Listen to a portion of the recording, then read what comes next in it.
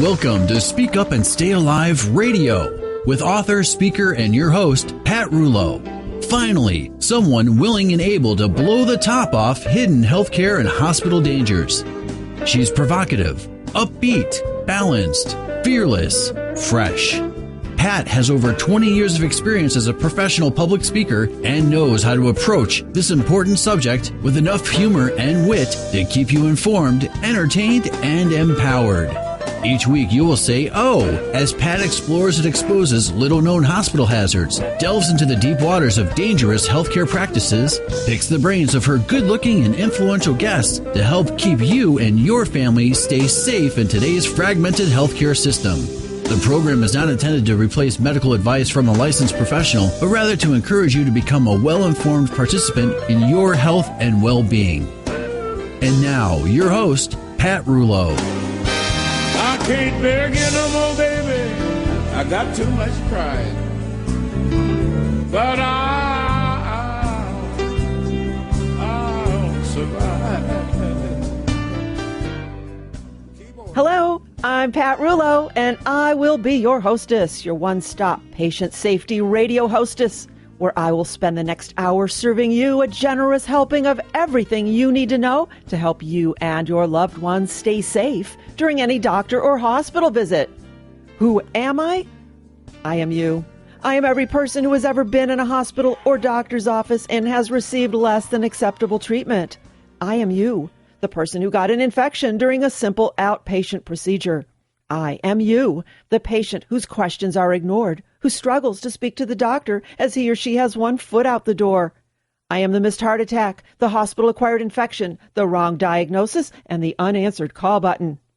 I want this patient safety show to be about you, your family, your friends, and your loved ones. Speak Up and Stay Alive RadiOh. Yes, that's OH with an exclamation point will cause you to say, "Oh," as each week we delve into little-known hospital and healthcare dangers. When you understand why something happens, you are better equipped to do something to change it and prevent it from happening to you. If enough people begin to speak up, together, each of us can alter the current precarious path of today's unsafe healthcare practices. Well, today is a wonderful mid-July day, the best month of the year, if you ask me. We are celebrating Bob's birthday all weekend. A little golf, some wine by the lake, a homemade chocolate cake. Yes, I bake too. And a fun dinner with my mom. But right now, before the day's festivities begin, let's get serious about patient safety.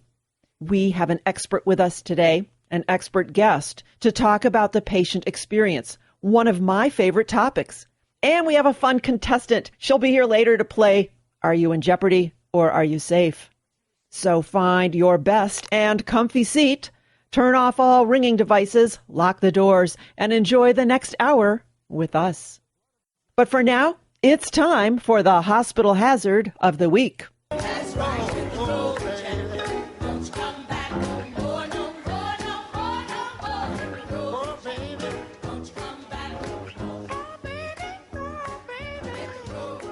Hit the road, Jack, or the dangerous risk of a hospital readmission. This show is all about healthcare and hospital dangers and how to survive them. So I'll assume that you've paid attention and either you or someone you know has managed to live through a hospital experience and made it back home. However, once you get home, that's when you just might begin a very slippery slope of uncertainty.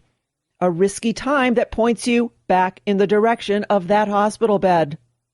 And that is called readmission. And it's a very real problem, and that's not just me saying this. A 2009 analysis estimated that the cost to Medicare of unplanned rehospitalizations in 2004 was $17.4 billion. The same study found that 1 in 5 Medicare patients were readmitted within 30 days of discharge, and 34% within 90 days. So with that in mind, the Centers for Medicare Services is putting the pressure on hospitals to reduce these readmission rates. How? Hit them where it hurts. In 2013, this year, Medicare will reduce payments by up to 1% for offending hospitals, 2% next year, and 3% in year 3. So now hospitals have a financial incentive to make sure that you do hit the road and that you don't come back. So what contributes to avoidable hospital readmissions? Well, there are at least three major categories of reasons. Number one, many times patients have no idea what medications to take when they go home or how to take them. Number two, miscommunication during handoff or transition. There's typically little communication between hospital and primary care follow-up physicians. And third, lack of patient education in general.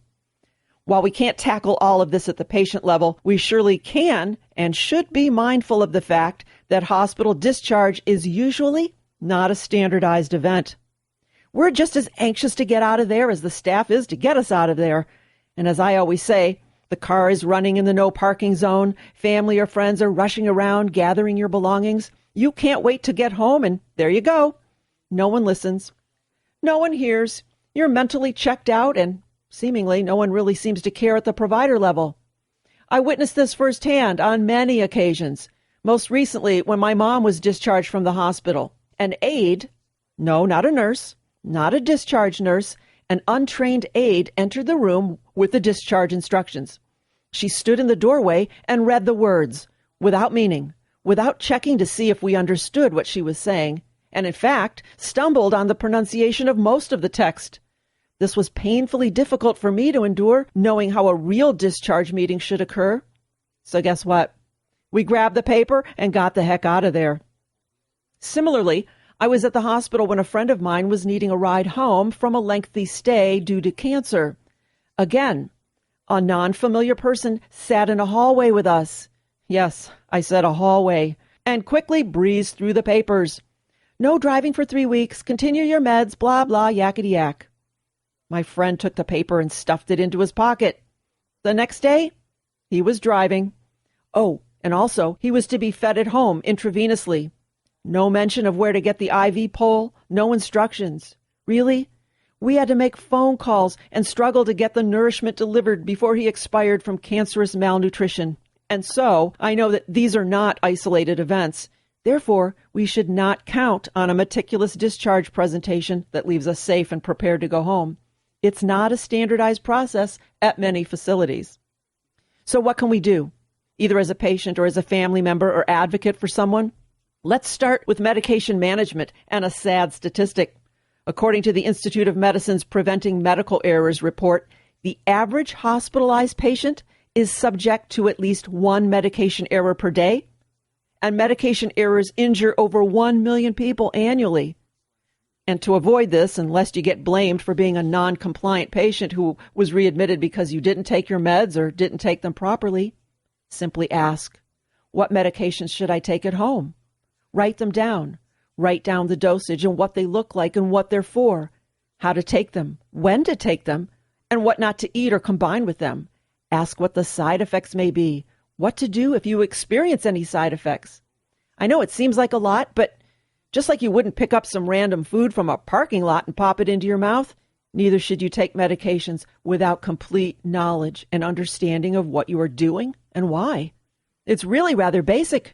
It's your body. At the end of the day, no one really has the time to care what you do once you get home, so it is up to you. And going back to what I mentioned earlier about miscommunication, discharge is a ripe opportunity for miscommunication or no communication at all. We've talked about handoff times before on this show. A handoff is any time your care is transferred, when you have a change in personnel or a change in location. And this can happen when you go see your primary care physician for a follow-up post-hospital appointment and when you actually go home. Here's a scary comment. A 2007 Journal of American Medical Association study found that direct communication between hospital doctors and primary care doctors occurred in less than 20% of cases. Yep, I said less than 20% of the time. The availability of a discharge summary at the first post-discharge visit was low, 12 to 34%. That means that you show up to your doctor's office after a hospital visit, and he or she has no idea what went on and has not seen your discharge papers. This is especially concerning for older patients. And here's another crazy statistic out there, and I don't really remember the exact numbers, but it involves the fact that many folks are discharged from the hospital with pending test results that can actually make a difference in your care. Yet, no one is now responsible to ensure some continuity of care. So before you leave, ask if the hospital will be contacting your regular provider to inform them when and why you were in the hospital. Ask them to give the results of any test or other relevant information so that your regular provider can better understand how to continue your care.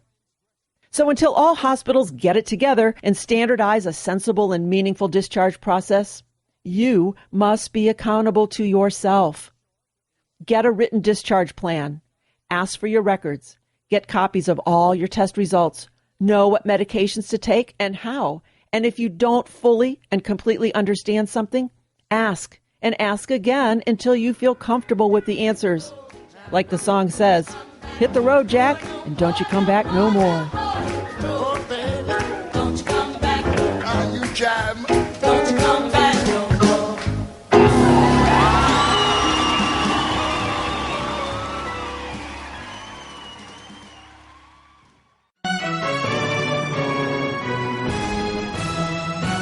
Listen as I spend the next 2 minutes with Casey Quinlan. She wrote the book, Cancer for Christmas, Making the Most of a Daunting Gift.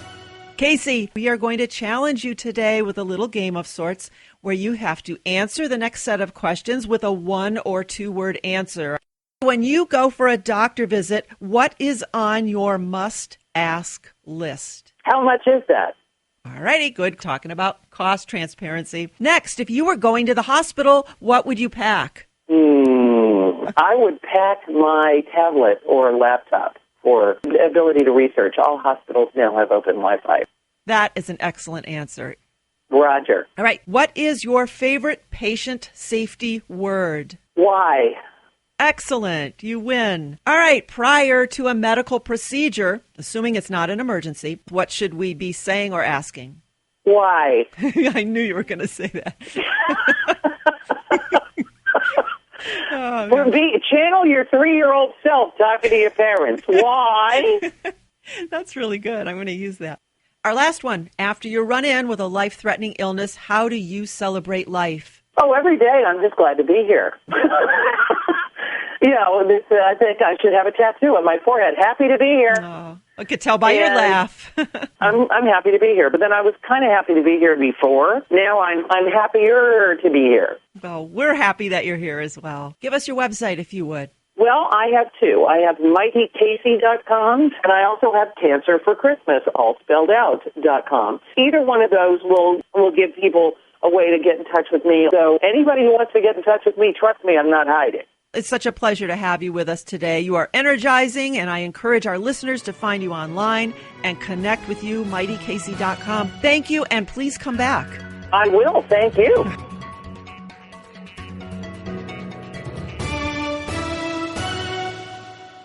One of the most thoughtful things you can do for your family is to leave detailed funeral information of your wishes.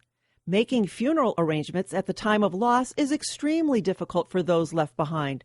Pre-planning is easy, especially when you work with my friends at Mountain View Funeral Home and Cemetery. Remember, planning is bringing the future into the present so that you can do something about it now. I encourage you to begin the conversation and call Mountain View Funeral Home and Cemetery to receive the information that will guide you in a most helpful and gentle way. To schedule a confidential and free consultation, visit mountainviewfuneralhomeandcemetery.com or call 480-832-2850. This segment is brought to you by Mountain View Funeral Home and Cemetery on East Main Street in Mesa and Santan Mountain View Funeral Home and Advanced Planning Center on South Ellsworth Road in Quinn Creek. They're family-owned and operated and have served the East Valley for 61 years. Visit them online at mountainviewfuneralhomeandcemetery.com or call 480-832-2850. I'm Jerry the Gerb, here to spread healthcare and hospital safety tips all over the airwaves. Here's our expert, Pat Rouleau. Thanks, Jerry.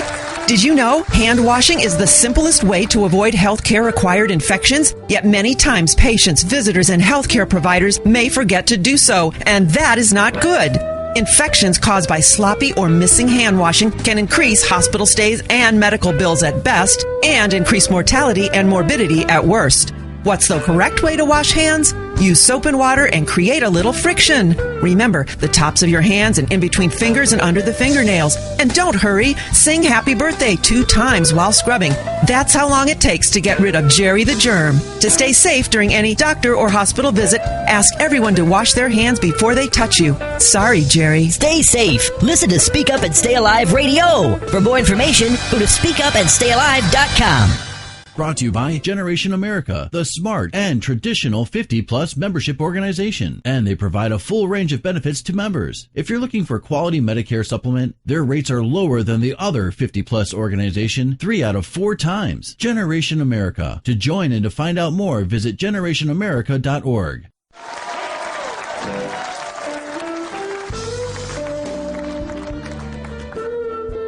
You're listening to Speak Up and Stay Alive, Patient Safety Radio, the only program dedicated 100% to healthcare and hospital safety concerns, delivered from a wide range of top experts and leaders in the field. And with that, today we have another important guest, Jason Wolf of the Beryl Institute.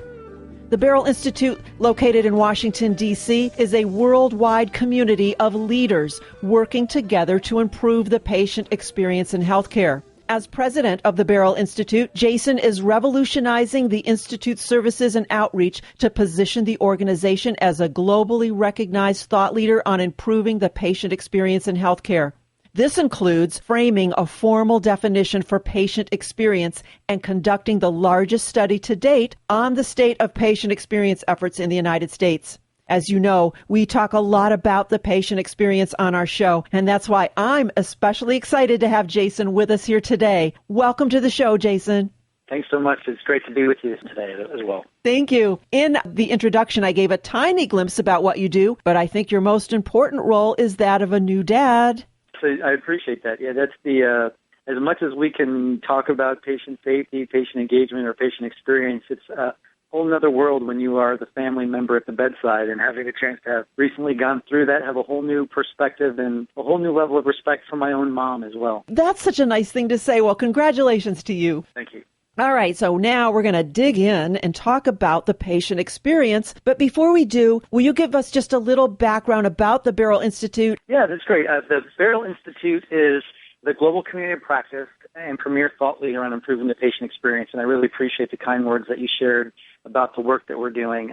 Our intention is to create a dynamic space for healthcare leaders, practitioners, resource providers, patients, and family members to come together and dialogue around the key elements that are going to help us actually make improvements around the patient experience in healthcare. And it's been a critical journey for us. The Institute in its current form as an organization in community practice has been around just over 35 months now. We are rapidly growing, and I think that's seen as a result of the true focus, the intent, and the energy around this topic, the importance that it has on healthcare overall. The Institute currently has over 17,000 members and guests in actually over 40 countries now around the world in dialogue around this topic and the sharing of ideas and the supporting of one another in the improvement of efforts to truly ensure the best experiences for patients, families, and the communities that healthcare organizations serve. And it's just been a real honor and a privilege from my position to be able to be the role of president in helping guide this conversation. But it's truly been the community, and our basis for our work has been the voices of the community that ensure the greatest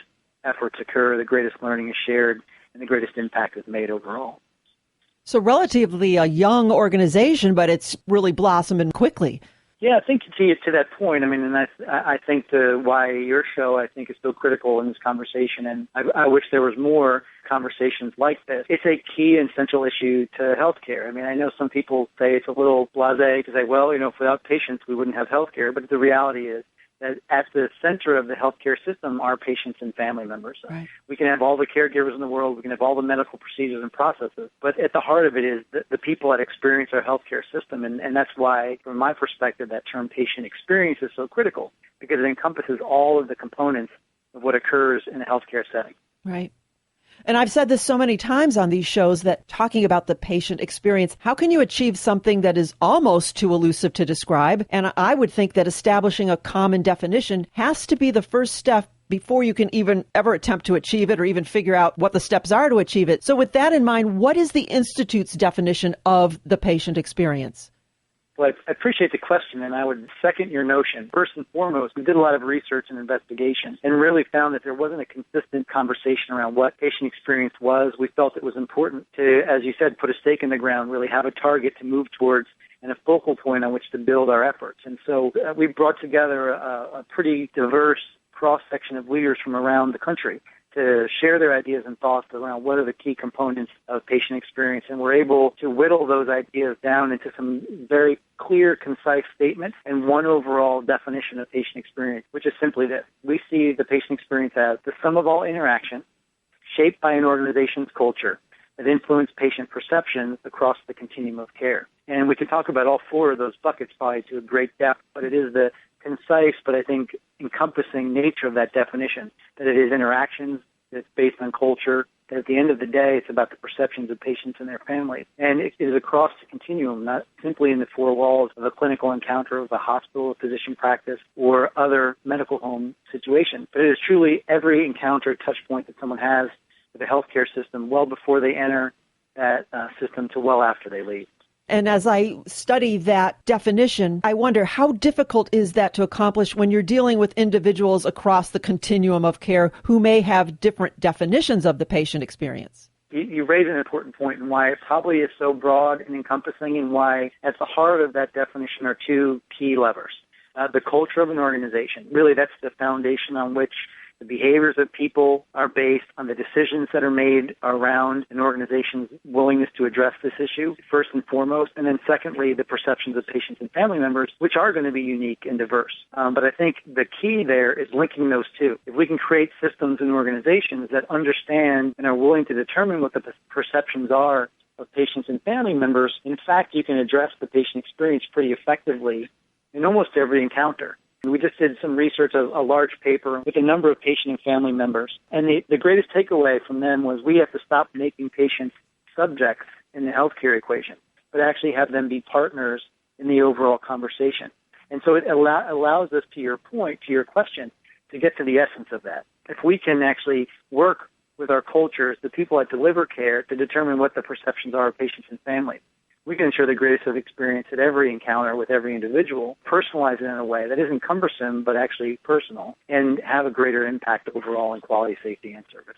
So we know that each organization has a different culture. Should there be one common definition of the patient experience, or should each facility be better off creating their own definition that they can actually succeed at? I think definition and culture is personal, is related to the nature of the organization. What's interesting, and I think you might have seen this in our recent research, and you mentioned in the introduction as well, both in 2011 and we reconducted our benchmarking study research, we're finding that organizations are still struggling with this definition issue. Back in 2011, only 27% of U.S. hospitals specifically had a formal definition for patient experience, so just over 1 in 5. Positive trend. Now it's just shy of 50% have a formal definition, but it's still a little disconcerting because over half the organizations out there then haven't put a stake in the ground for what they're trying to accomplish in patient experience. So to your point, it makes it a little difficult to address it overall. Right. If you can't define it, how can you achieve it? In your blog, on your website, you wrote an article, Patients are Partners in Experience, not just recipients of one. And I thought that was huge. You say that what providers do from location to location are not very different, but rather it's the how it's done, the way in which it's delivered is the differentiating factor. And that's what makes the patient experience kind of elusive, I would imagine. So can we talk a little bit more about that? Yeah, I think you've hit on it. And I think this is what makes it difficult sometimes for individuals and for organizations. Because when we look at healthcare and we look at it from the traditional mindset, the traditional perspective, it's a scientific field. It's been based on evidence. It's been based on the science of biology, the science of what it takes to be a medical doctor or be a clinical clinician from the nurse perspective. And so there's lots of tangibles. There's research that you can drive. There's those sorts of things. The behavioral side of care is the intangible. And we know in any organizational setting, behaviors, the way we do things, the how we deliver, the way in which we engage one another is always a little bit harder to make tangible in a way that you can control. So it is a rub in some ways with the traditional cultural framework of healthcare. But the reality is, as we talked about in our definition of patient experience, that it's based on the culture of organizations through which experience is delivered. And as you mentioned in my blog post recently around that concept, that the how it is done, the behaviors in which we do it, the way that we personally engage with patients and family members being so critical, all of those elements really become the true levers of an experience for patient and family members. There's expectations of clinical quality. There's expectations of safety. There's expectations that our doctors are trained and know what they're doing, that our nurses are the highest and most skilled in that. But the reality of how you're going to treat me as a human being with dignity and respect through my challenges as a patient, through the issues that I'm watching while my loved one might be in the bed, semi-conscious, but I'm the family member watching everything you do like a hawk in the chair. All of those things come to play. And that's what makes it so challenging, because you can't say everyone should behave this way and magically you're going to change the experience.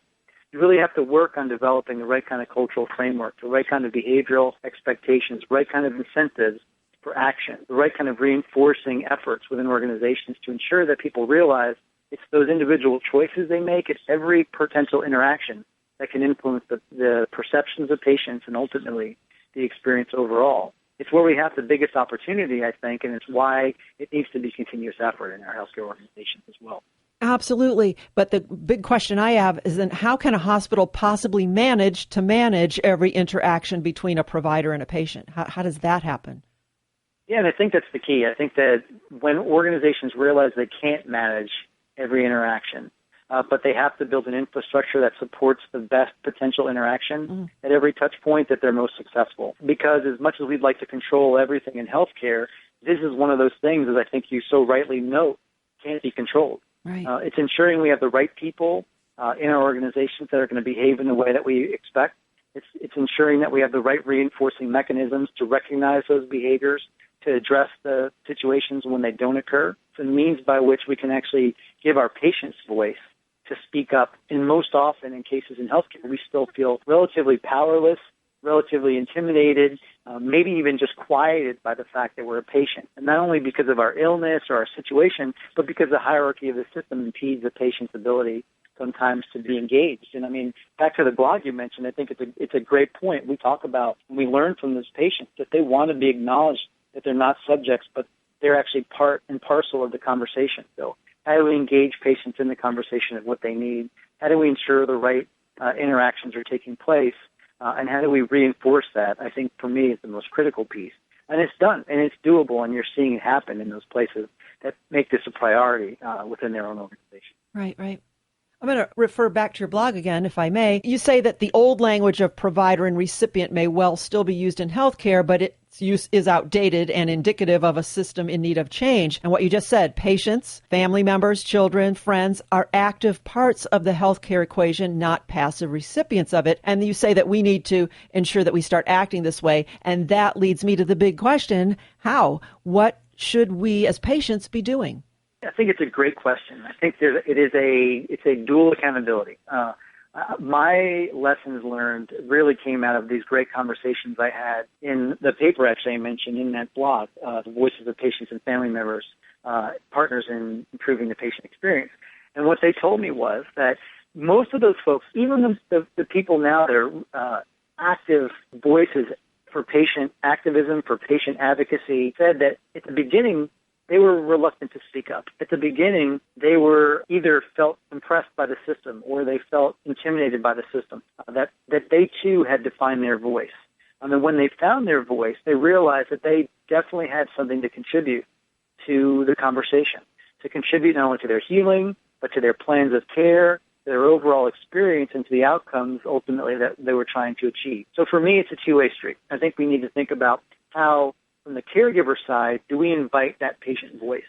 Are we asking them to be part of the conversation? Are we providing the space for them to engage? And are we making it okay that they're not intimidated or feel overwhelmed, or are concerned by the fact that they might be stepping outside their bounds, or, insulting a doctor, or being intimidated by a clinician? So the invitation needs to occur. Now, on the opposite side, what these folks also told me in conversation, and I've seen it in play, is patients need to be willing to find their legs. We have to take some responsibility for our own understanding of our situation, of educating ourselves. The opportunity is so much vastly greater now than it ever was before, with the internet and with other resources to understand our health opportunities, we should feel comfortable being active partners and take that time to research, take the time to know what questions we can ask, and realize, like in any exercise, in any developmental process, it's a muscle to be built.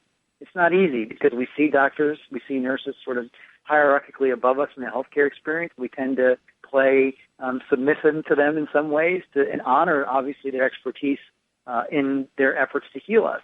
But the willingness to ask questions and challenge, not out of disrespect, but out of understanding and better outcomes, is something that patients and family members are starting to learn to do more. And I think collectively we can continue to encourage individuals to do that more and more. Like I said, it's a muscle that's built over time. And none of those individuals that I spoke to in the paper said they just stepped out and could immediately be an advocate for themselves or their family members. It took time to build that muscle. It took time to build confidence. We have to build the space for that to happen. And it happens both by encouraging their patients and family members and ensuring our caregivers are making the right invitations to provide that space. I say amen to that. That's the reason why I started the radio show after I had a pretty scary experience with my mom as just a patient that had no background. I thought, well, I'm going to get out there and at least help other folks get the information, understand that they can be informed and empowered, and like you said, start to build that muscle so that they can feel free to speak up and come at the situation with some knowledge. Jason, where can our listeners find out more about you and the Beryl Institute? I'd love to invite you all to visit our website. It's www.theberylinstitute.org. A number of resources there, a number of open source resources from case studies and stories, as well as other information for members of the community that expand deeper into the conversation. But we work really hard to ensure that anyone can partake in our conversation. As we said, with a large membership base, we have that much larger guest network of people that sign up for our newsletters and get our complimentary information on a regular basis. It is the basis of our community through which we are able to generate this information. So we'd love to have as many people in the conversation as possible. So I encourage you to come to the website, find information, contribute ideas, share a case study, share your story with us, and we can ensure that it helps other people improve what they do on a day-to-day basis as well. Jason, what a treat to have you with us today. This is such an important and a relevant topic, and I know you've helped give some clarity to it, and I appreciate your being here. Oh, it's my pleasure. It's truly an honor to be invited. Just really appreciate the opportunity to talk a little bit about this. If you can't tell, obviously a topic that I have a little bit of passion around, and I appreciate your passion as well. It's always good to engage with someone that's truly committed to this work like you are, and an honor to be part of the work that you're doing as well. Well, I appreciate that. Send all of our listeners to the Beryl Institute, BERYL, theberylinstitute.org. Jason, thank you for being with us today once again. Oh, wholeheartedly my pleasure. Thank you so much again.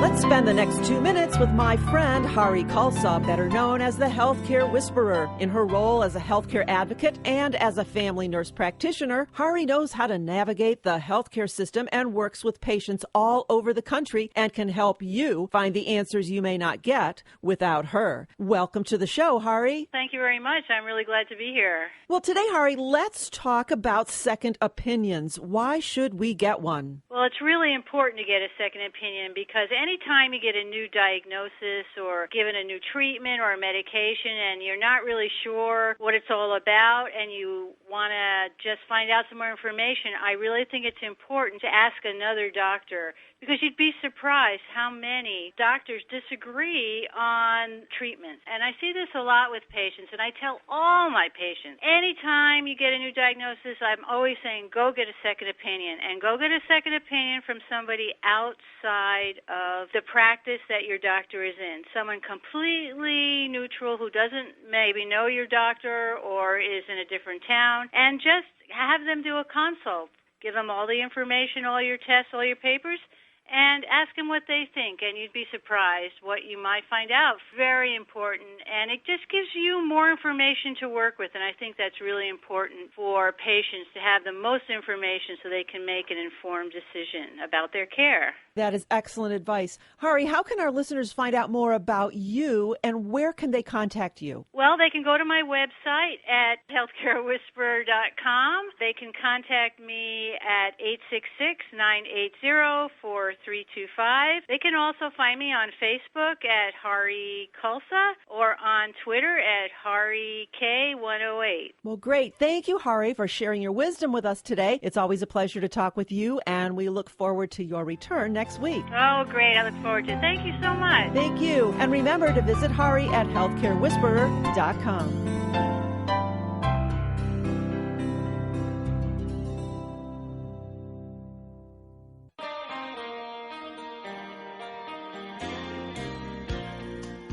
From a trip to the emergency room to open heart surgery, all patients can experience not just perplexing and impersonal care, but serious communication failures among care providers and basic safety issues that can put them at risk. That's why I'm happy to have Elizabeth Bailey, author of the book, The Patient's Checklist, with us today. Listen as she spends the next 2 minutes with us to help keep us safe, sane, and organized during any hospital encounter. Welcome to the show, Elizabeth. Thank you very much. Let's just get very specific.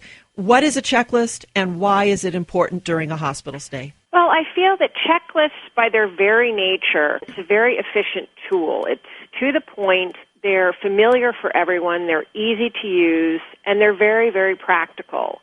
They don't try and spell out every single aspect of your care, but what I tried to detail was the important basics to not overlook. And what I also felt was important was to set up the book, to design the book so that it could be individualized. There's space so that you can write in your specific, detailed hospital care so that, you know who your nurses are, you know when their shift changes are. So your book is not something to be read and put on a shelf. It gets to be used. People can write in it and keep track of what's going on. Elizabeth, I just love your book because it is so organized and ready for any and every patient to use. Tell our listeners how they can learn more about you and where they can purchase your book. My book is on Amazon, but you can find out more about my book and me by going to my website, thepatientschecklist.com. People can also follow me on Twitter, and I tweet at Patient POV, which is a film term which means point of view. Patient POV, and I tweet about a lot of aspects of hospital care from the patient's point of view. And your website is thepatientschecklist.com. Yes. Thank you, Elizabeth, for sharing your simple hospital checklist as a way to keep us safe, sane, and organized. Thank you very much for having me.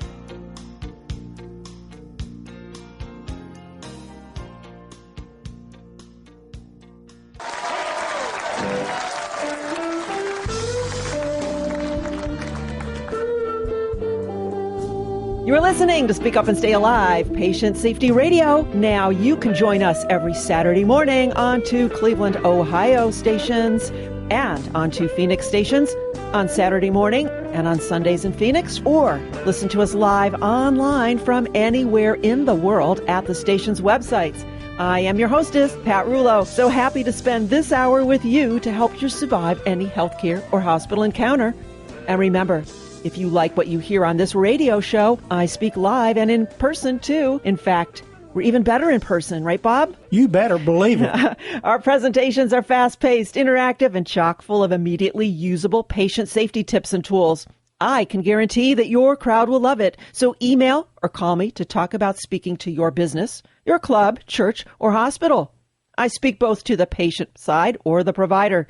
Email us at speakupandstayalive.com or call me directly at 440-725-5462.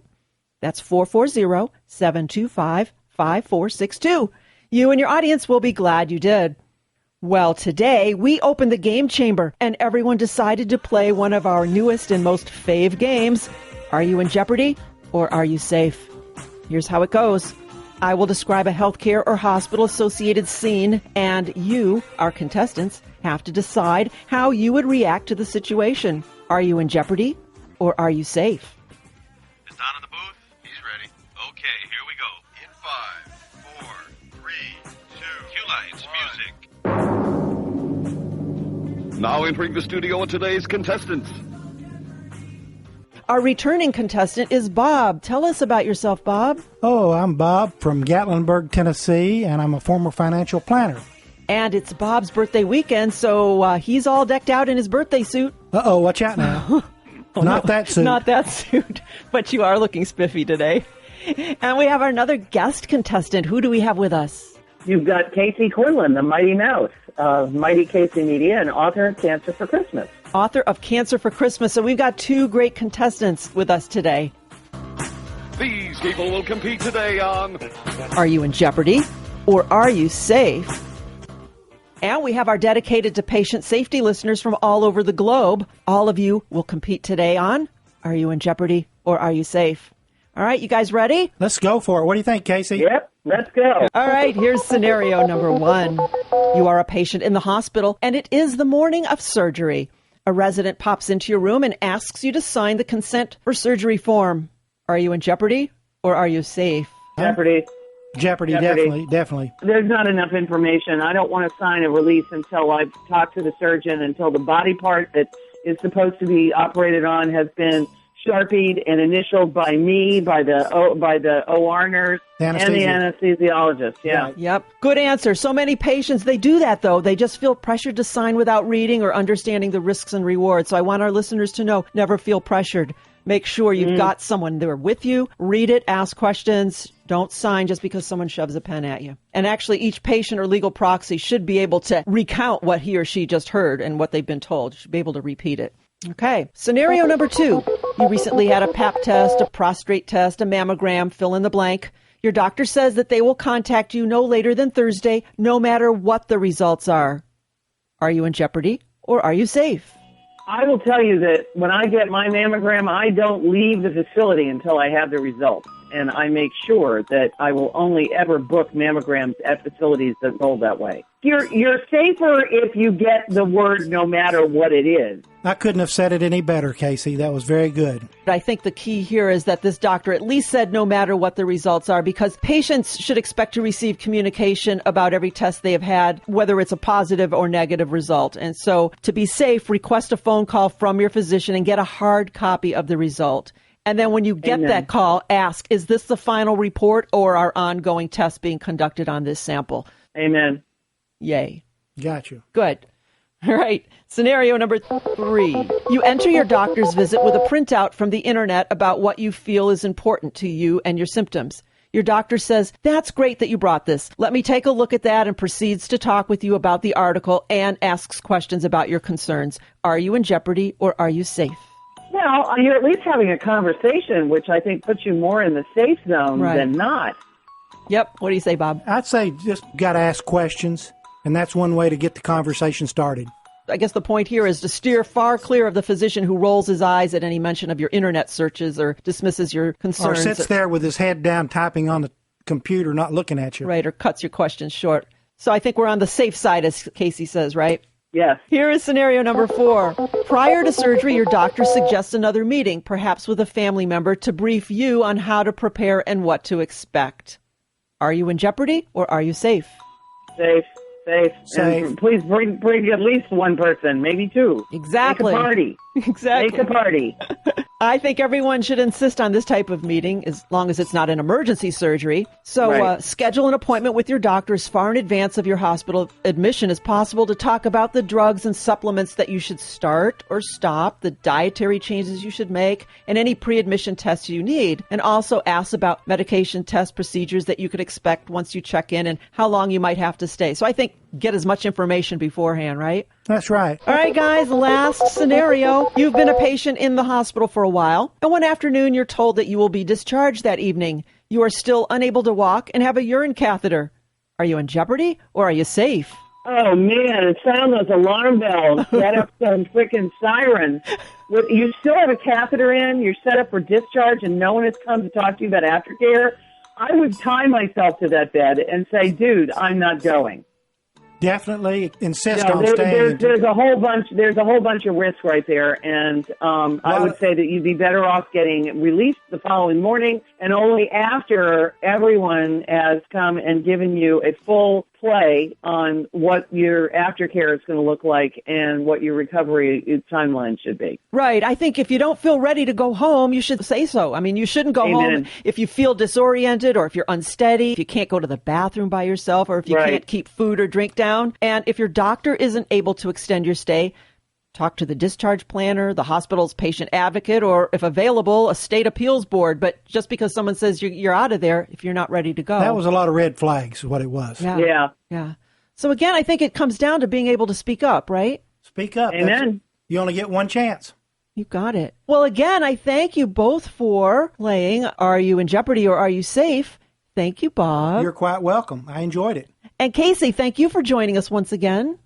Always a pleasure. Casey, tell our listeners where they can get more information about you, because you've got a great website. Tell us a little bit more. Well, my main website is mightycasey.com, and there you can find links to my book, which is all about healthcare and being an active participant in your health and your healthcare, called Cancer for Christmas. Why is it called Cancer for Christmas? Well, you got to go to the website and find out. So do that. We just love having you here. I just love your energy and love your sense of humor. I hope you come back again. And folks, you can listen for Casey weekly on the Phoenix stations, right? You got it. Right. Amen. Okay. Well, guys, thank you again for playing our newest and most fun game ever. Are you in Jeopardy or are you safe? And listeners, don't go anywhere. There is so much more you can learn about healthcare and hospital safety on America's favorite and perhaps the only patient safety radio show. Speak Up and Stay Alive. Radio.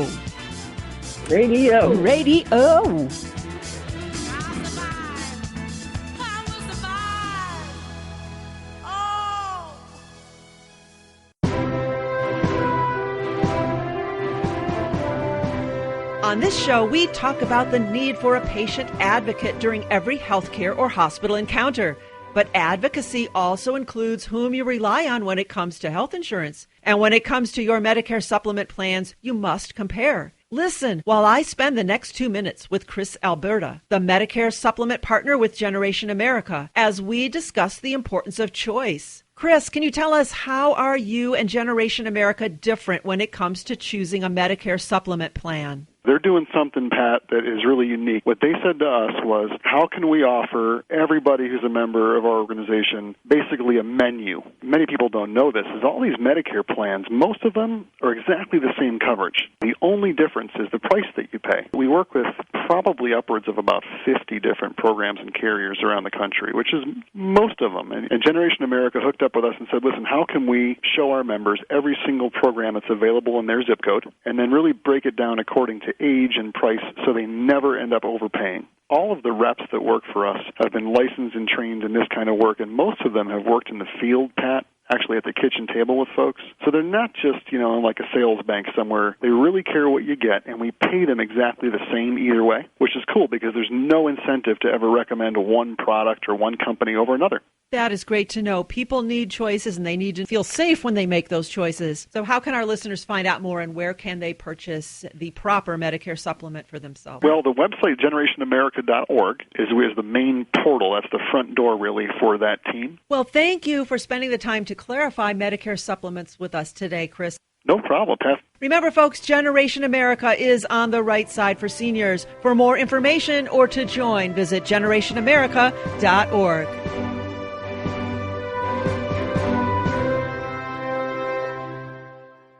You're listening to Speak Up and Stay Alive, Patient Safety Radio, every Saturday morning in Cleveland, Ohio, and every Saturday and Sunday morning in Phoenix, Arizona. I am Pat Rulo, your hostess and author of the book, Speak Up and Stay Alive, the Patient Advocate Hospital Survival Guide, available at all of our live speaking events or at our website, speakupandstayalive.com.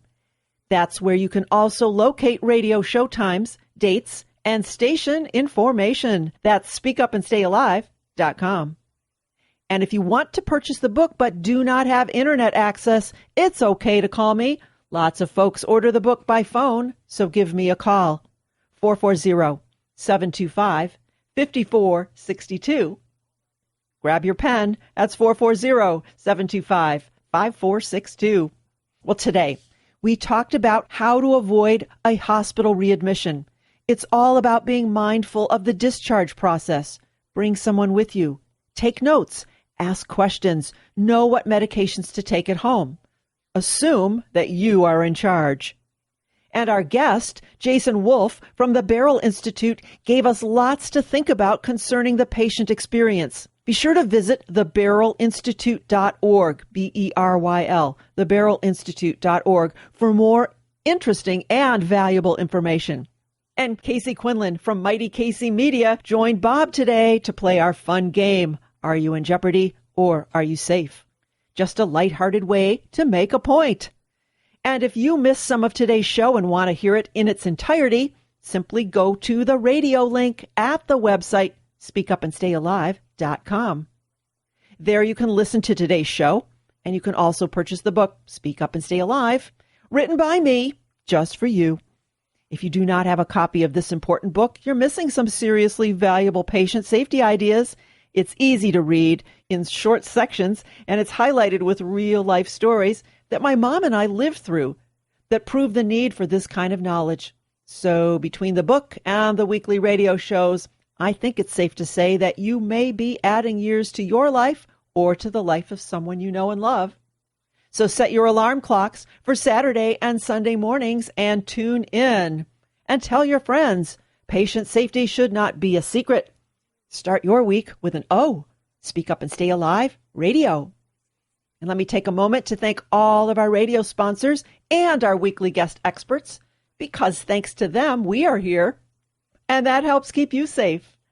Generation America, the AARP Alternative, Elizabeth Bailey, author of The Patient's Checklist, and we have Mountain View Funeral Home and Cemetery in Mesa and Queen Creek, Hari Khalsa, your champion for healthcare advocacy solutions, Casey Quinlan, Mighty Casey Media, the author of Cancer for Christmas and the Coyote Coupon books. I encourage you to support these fine folks, and you can find their information at the speakupandstayalive.com website. And be sure to listen next week as our Summer Just Got Serious lineup continues. You may not be familiar with some of these folks, but our summer guests are hotter than a July afternoon in the Sonoran Desert. And if you've been there, that's hot.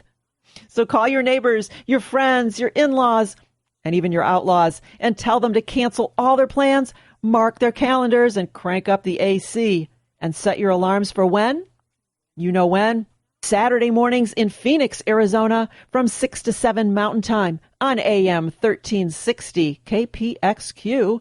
And then on Sunday morning in Phoenix, you can listen live from 9 to 10 Mountain Time on AM 960 KKNT. Or listen live via the internet. Check the speakupandstayalive.com website to find out how. In the meantime, I hope you have a healthy and a happy week. I am Pat Rouleau, and I am your guide to safe and successful healthcare and hospital encounters.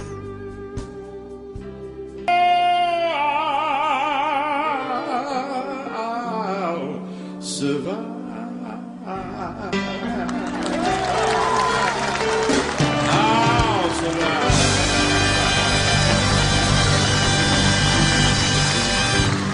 Thank you. Thank you very much. Thank you. Brought to you by Generation America, the smart and traditional 50-plus membership organization. And they provide a full range of benefits to members. If you're looking for quality Medicare supplement, their rates are lower than the other 50-plus organization 3 out of 4 times. Generation America. To join and to find out more, visit generationamerica.org.